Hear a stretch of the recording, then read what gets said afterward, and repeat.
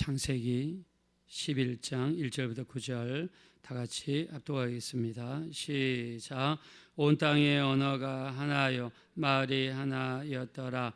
이에 그들이 동방으로 옮기다가 시날 평지를 만나 거기 거류하며 서로 말하되 자 벽돌을 만들어 견고히 굽자 하고 이에 벽돌로 돌을 대신하며 역청으로 지능을 대신하고 또 말하되 자 성읍과 탑을 건설하여 그 탑 꼭대기를 하늘에 닿게 하여 우리 이름을 내고 온 지면에 흩어짐을 면하자 하였더니 여호와께서 사람들이 건설하는 그 성읍과 탑을 보려고 내려오셨더라.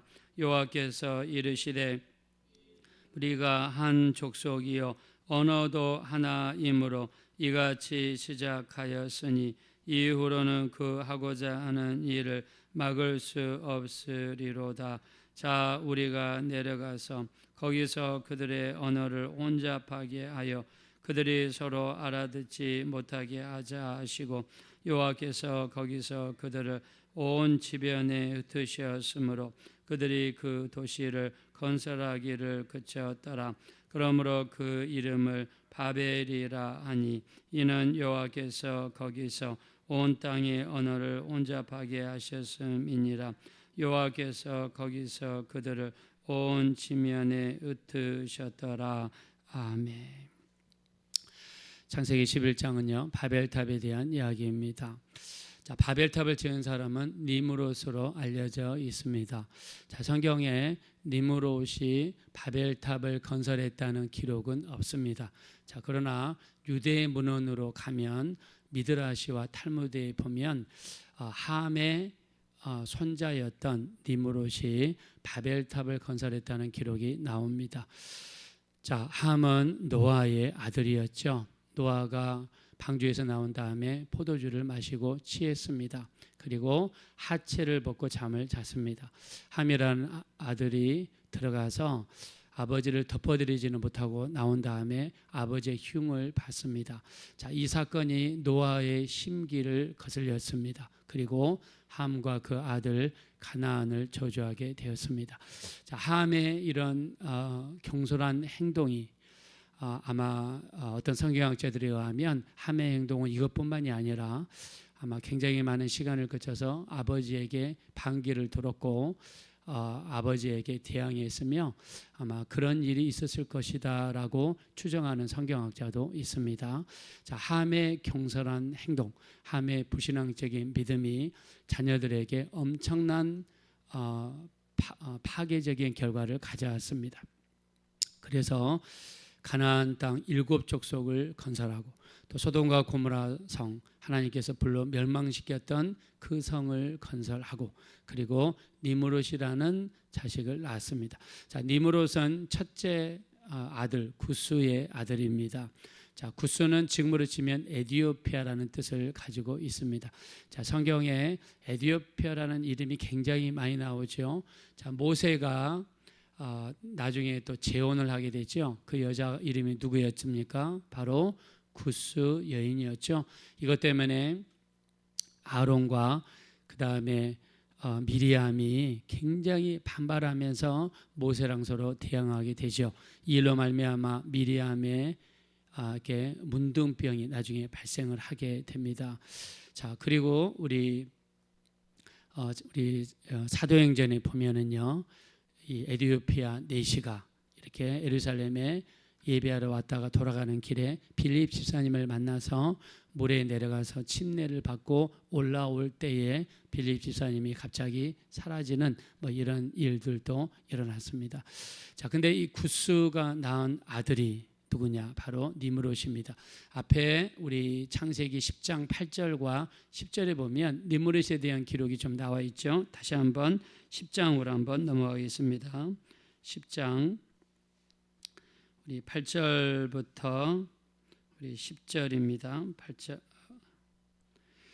자, 우리 8절 먼저 한번 읽으실까요? 10장 8절 시작. 구수가 또 니무롯을 낳았으니 그는 세상의 첫 용사라. 자, 이 개역 개정에서는 첫 용사라고 그랬는데요. 개역 한글에서는 영걸이라고 표현했습니다. 자, 이 표현은요, 굉장히 폭력적인 사람이라는 뜻을 가지고 있다고 합니다. 그래서 니무롯이라는 사람의 특징은 무엇이든지 간에 폭력으로 일을 해결하는 그런 난폭한 사람이었던 것 같습니다. 자, 이 사람은 9절입니다. 다 같이 한번 읽겠습니다. 시작. 그가 여호와 앞에서 용감한 사냥꾼이 되었으므로 속담에 이르기를 나무는 여호와 앞에 니무롯같이 용감한 사냥꾼이로다 하더라. 아멘. 자, 용감한 사냥꾼이다. 우리 개역 개정에는 용감한 사냥꾼인데 개역 한글에는 특이한 사냥꾼으로 나와 있습니다. 자, 용감한 사냥꾼이라는 뜻은 사냥을 잘하는 그런 사람이라는 뜻이 아니라 특별한 사냥꾼이다. 짐승을 잡는 것이 아니라 사람의 영혼을 잡는 사냥꾼이다. 무슨 말입니까? 하나님께로 가는 그 마음을 돌이켜서 우상을 섬기게 하고 하나님을 향한 그 마음을 돌이키게 하는 사냥꾼이었다는 뜻입니다. 즉 자신만의 아성을 구축하고 신을 만들어서 하나님을 향하는 사람들의 마음을 빼앗아서 우상을 섬기게 만들었다는 것입니다. 자, 그래서 우리가 10절에 보니까 우리 10절 한번 또 읽겠습니다. 시작. 그의 나라는 시날 땅의 바벨과 에렉과 악각과 갈레에서 시작되었으며, 자, 니무롯이 나라를 건설했다고 그랬어요. 그의 나라라고 하는 표현을 보니까 나라를 건설한 것 같습니다. 자, 시날 땅의 바벨이다. 자, 시날 땅의 바벨은 지금으로 치면 이라크 땅이고요. 여러분들이 중동 이라크 지도를 보면 강이 두 개가 나와 있죠. 하나는 티그리스 강이 있고 하나는 유프라테스 강이 있습니다. 자, 여기가 바벨 땅입니다. 자, 여기가 또 아브라함이 태어났던 고향이기도 하죠. 여기에다가 메소포타미아 문명을 만들고 여기에 나라를 건설하고 사람들을 폭력으로 다스리고 그리고 사람들의 흩어짐을 막기 위해서 바로 바벨탑을 건설을 했습니다. 자, 바벨탑을 건설할 때 사람들이 흩어짐을 면하자라는 표면적인 이유가 있었지만 또 그 내면적인 이유도 나오게 되죠. 자, 다시 11장으로 가겠습니다. 11장 4절입니다. 11장 4절 다 같이 읽겠습니다. 시작. 또 말하되 자 성읍과 탑을 건설하여 그 탑 꼭대기를 하늘에 닿게 하여 우리 이름을 내고 온 지면의 흩어짐을 면하자 하였더니, 자, 이들이 바벨탑을 쌓았어요. 어마어마하게 높은 탑을 당시 기준으로는 상상할 수 없는 탑을 쌓았습니다. 그리고 자기 이름을 내자. 자, 실제로 이름을 내자라고 하는 것은 자기 자신을 드러내고 교만한 마음을 표출한 것입니다. 니무롯은 자기 자신을 태양신이라고 했다고 합니다. 그래서 태양신을 다른 말로 하면 바알신이죠. 니무롯은 자기 자신을 신으로 만들었습니다. 그리고 자기 자신을 드러내고 자기 자신을 이름을 걸기 위해서 바벨탑을 쌓았습니다. 자, 바벨탑을 쌓은 그 이면에는 하나님을 대적하고 자기 이름을 드러내고 인간의 교만의 극치를 드러내는 사건이었습니다. 자, 그래서 하나님께서 밑을 쳐다봤더니 사람들이 점점점 하나님을 향해서 이렇게 대항해 오는 것을 보았습니다. 그래서 하나님께서 어떤 일을 행하셨습니까? 그들에게 언어를 흩트는 일을 하셨죠. 자, 우리 한번 5절 6절 말씀 보겠습니다. 5절 6절 시작. 여호와께서 사람들이 건설하는 그 성읍과 탑을 보려고 내려오셨더라. 여호와께서 이르시되 이 무리가 한 족속에 언어도 하나이므로 이같이 시작하였으니 이후로는 그 하고자 하는 일을 막을 수 없으리로다. 7절입니다. 자, 우리가 내려가서 거기서 그들의 언어를 온잡하게 하여 그들이 서로 알아듣지 못하게 하자 하시고, 예. 자, 이때까지는 언어가 하나였더라. 민족이 하나였더라. 그도 그럴 게 노아로부터 시작을 했잖아요. 그리고 함과 또 야벳과 셈, 이렇게 세 명의 아들로부터 시작했잖아요. 그러니까 언어가 하나였던 거예요. 그리고 민족이 하나였습니다. 그래서 하나님께서 이들이 단합하지 못하도록 언어를 흩으셨습니다. 그래서 우리가 이 여기에 대한 어떤 그 만화를 제가 한번 본 적이 있는데요. 거기 보니까 벽돌 좀 갖다 달라고 그랬더니 무슨 뭐 삽을 갖다 주고, 좀 물을 갖다 달라 그랬더니 무슨 뭐 다른 벽돌을 갖다 주고, 이렇게 언어가 서로 막 통하지 않게 됩니다. 그러면서 싸움이 일어나고 언어가 맞는 사람들끼리 서로 그룹을 형성하고, 그리고 그 언어가 맞는 사람들끼리 전 세계적으로 흩어지는 역사가 일어났습니다. 이것이 바로 전 세계 언어의 시작이었습니다. 제가 대학교 다닐 때 영어 공부하면서 제가 샀던 테이프가 English Alive라는 그 카세트 테이프 있었어요. 그래서 그때 당시에 그 소니에서 나온 워크맨이라고 하는 굉장히 들고 다니는 그런 카세트 플레이가 있었는데요.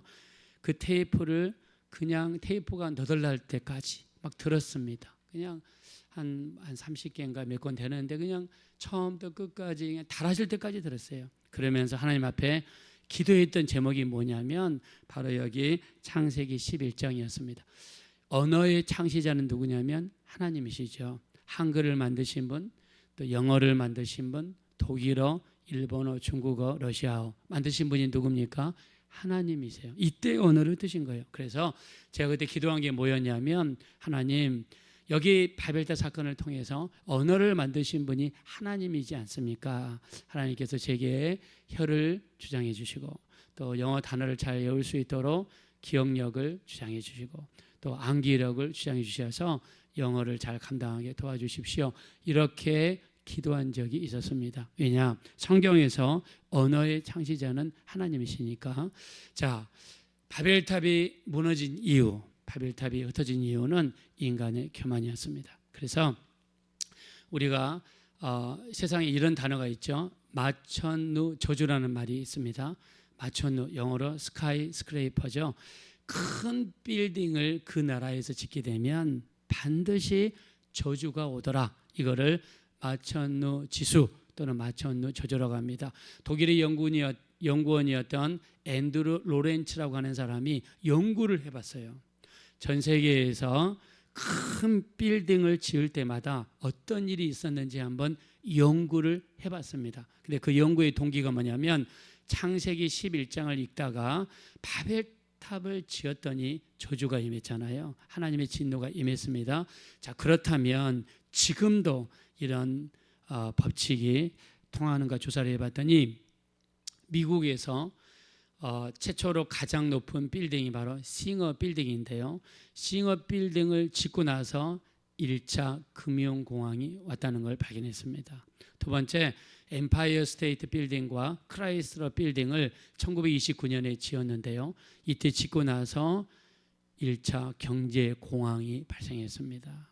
자, 그리고 1973년에 우리가 잘 아는 월드 트레이드 센터, 그 비행기 2대가 그 높은 쌍둥이 빌딩에 가서 부딪히고 나서 그 빌딩이 무너졌잖아요.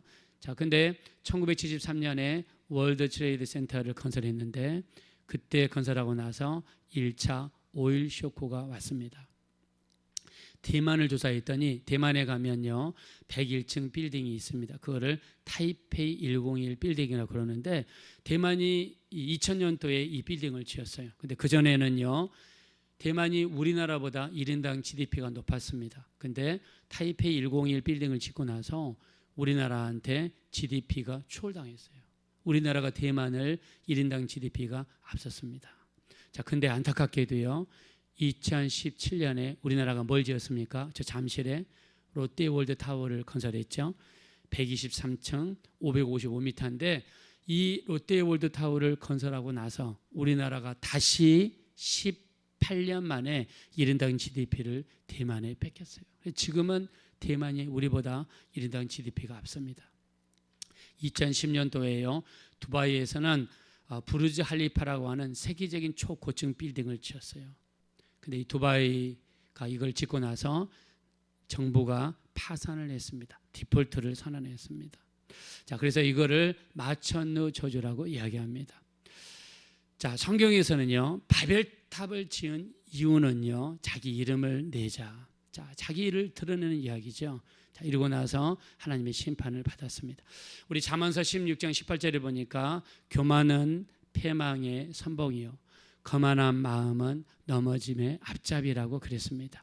자, 그리고 우리 하나님께서는 겸손한 자에게 은혜를 베푸시지만 교만한 자를 하나님이 대적하신다라고 우리 베드로전서 5장 6절 이하에 말씀했습니다. 자, 그래서 우리 신앙생활에서 우리 교만한 마음은 어디로부터 오냐면 바로 마귀의 마음이죠. 마귀가 품었던 마음입니다. 우리가 창세기 3장에 살펴봤죠. 아담과 하와에게 접근해서 그들의 마음을 부추기기 시작합니다. 하나님이 정말 먹지 말라고 하더냐. 그리고 이 선악을 알게 하는 열매를 먹으면 어떻게 된다고 그랬습니까? 하나님처럼 된다. 하나님처럼 된다는 교만한 마음을 집어넣는 존재가 바로 마귀입니다. 마귀는 지금도 끊임없이 우리 마음을 자극하고 넘어지게 만들어서 하나님을 대적하게 만듭니다. 자, 그래서 우리 스스로가 높아지려고 그러면 하나님은 우리를 심판하시는 거예요. 그래서 우리는 어떻게 해야 됩니까? 하나님의 때가 될 때까지 기다리는 것이 너무나 중요하죠. 우리 갈라디아서 6장 9절입니다. 선을 행하되 낙심하지 말지니 우리 그 때가 되면 하나님께서 우리를 때가 되면 거두게 하신다. 선을 행하되 낙심하지 말지니 포기하지 아니하면 때가 이름에 거두리라 이렇게 말씀했습니다. 자, 우리가 때가 되면 하나님은 일을 하시는 분이시죠. 우리가 먼저 앞서서 뭔가 이루려고 하고 앞서가고 또 우리를 내세우고 할 때는 하나님은 뒤로 숨으시는 것을 볼 수가 있습니다. 바벨탑 사건을 통해서 주시는 교훈은 우리가 드러나면 하나님은 일을 하지 않습니다. 우리가 뒤로 숨어서 하나님만을 드러낼 때 하나님께서는 때가 되면 일을 하시고 때가 되면 우리를 높이시고 때가 되면 하나님의 역사를 이루시는 분이 하나님이 되시는 분이 될 줄로 믿습니다. 하나님 앞에서 정말 우리 겸손하게 낮아져서 기도하고 하나님의 때를 기다리고 하나님께 모든 것을 맡기고 나갈 때 때가 되면 역사하시는 하나님의 역사가 나타나서 반드시 우리 성도님들을 축복하시고 인도해 줄 줄로 믿습니다. 때를 기다릴 수 있는 우리 모두가 되어지시기를 예수 이름으로 축원드립니다. 이 시간 기도하실 때 참으로 우리 하나님의 때가 될 때까지 겸손하게 낮아질 수 있도록 우리가 선을 행하되 낙심하지 말지니 포기하지 않으면 때가 이르면 거두리라 말씀했습니다. 하나님의 때가 될 때까지 우리는 기다리는 것입니다. 우리 정말 우리 자신이 드러나지 않게 하시고 하나님만 드러내며 하나님께만 영광 돌리고 겸손하게 낮아져서 하나님의 때를 기다릴 수 있는 우리가 되게 해달라고 합심으로 간절히 기도하겠습니다. 거룩하시고 자비로우신 하나님 진심으로 감사합니다. 우리 하나님 우리를 불쌍히 여겨 주십시오. 우리는 부족하고 연약합니다. 때로는 우리를 드러내기 쉽고 우리를 자랑하기 쉽고 또 우리를 드러내기가 쉽습니다. 오늘 바벨탑 사건을 통해서 저 높은 탑을 쌓고 우리 이름을 그곳에 걸자라고 자기 자신을 드러냈을 때 그들에게 심판이 임하였습니다. 교만은 패망의 선봉이요 거만한 마음은 넘어짐의 앞잡이라고 말씀하셨습니다. 존경 거룩하신 하나님이시여 우리가 얼마나 교만이 무서운 것인가 하나님 앞에 우리의 마음을 높이는 것이 얼마나 무서운 것인가 우리 한번 다시 한번 알게 도와주십시오. 마귀는 내가 하나님의 묵별 위에 내 자리를 높이리라 가장 높은 구름 위에 올라가 지극히 높은 이와 같아지리라 라고 교만한 마음을 드러냈습니다. 우리 하나님 정말 우리 일평생 사는 동안 우리 하나님 앞에 겸손하게 낮아질 수 있는 우리가 되게 도와주십시오. 우리가 일을 처리할 때마다 기도하지 않고 우리가 하겠다고 나서는 것은 우리의 교만한 마음인 줄로 압니다. 모든 이것을 두적을 기도로서 하나님 앞에 맡길 수 있는 우리가 되기를 원합니다. 우리 하나님 정말 우리 마음속에 겸손한 마음을 주십시오. 높아지지 않게 도와주시고 겸손하게 낮아져서 하나님의 뜻대로 말씀대로 순종할 수 있는 우리 모두가 될 수 있도록 우리 하나님 인도하여 주시옵소서. 그러하시 하나님 참으로 바벨탑 사건을 통해서 우리 하나님께서 세상의 주관자이시고 언어의 창세자이심을 알았습니다. 우리 하나님 앞에 참으로 겸손할 수 있는 우리가 될 수 있도록 오직 주님만을 드러내고 오직 주님의 영광만을 나타낼 수 있는 우리 모두가 될 수 있도록 인도하여 주시옵소서.